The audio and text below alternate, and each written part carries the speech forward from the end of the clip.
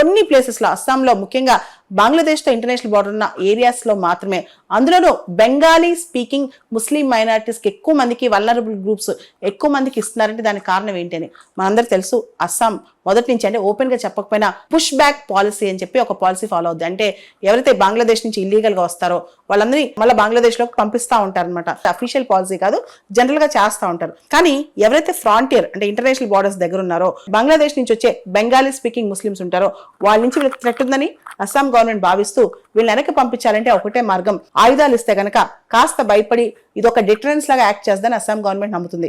కానీ ఇది ఎంతవరకు రైటు? ప్రజల చేతికి ఆయుధాలు ఇవ్వచ్చా?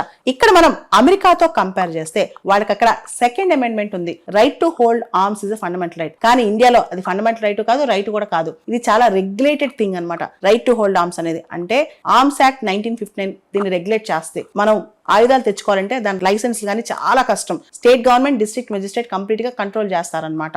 సో అంత ఈజీగా భారతదేశంలో. మనం అమెరికాలో చూస్తే కనుక అక్కడ గన్ కల్చర్ చాలా ఎక్కువ.